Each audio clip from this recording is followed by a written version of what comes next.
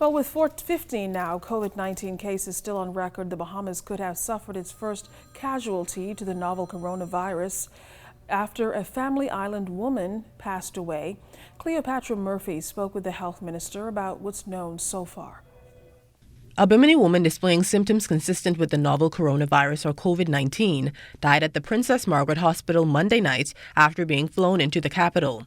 ZNS News understands that the 57-year-old deceased is Kim Johnson Roll, sister of Minister of Financial Services, Trade and Industry and Immigration, the Honorable Ellsworth Johnson, and she had recently traveled to Florida.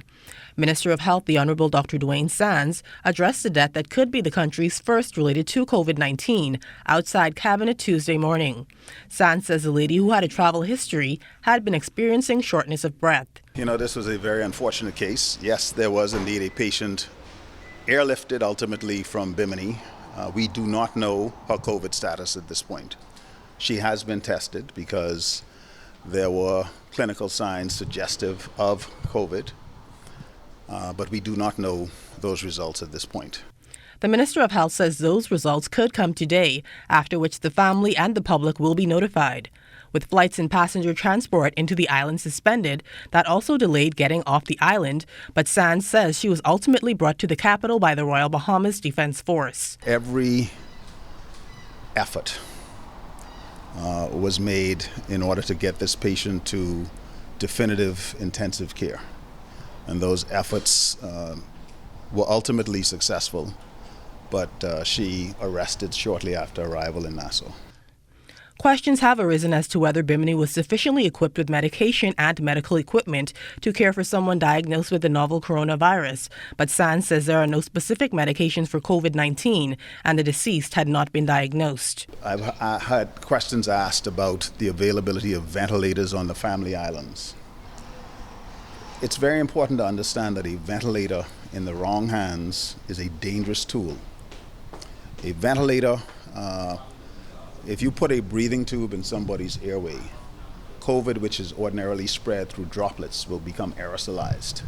And you have the potential of infecting or contaminating everybody in the room. It is a reason why patients should only be intubated in the appropriate settings by individuals trained to do so. Up to Tuesday morning, the Bahamas had 14 confirmed cases of the novel coronavirus. Sands acknowledged that health officials can only provide competent intensive care support to patients that are critically ill on New Providence and Grand Bahama at this point.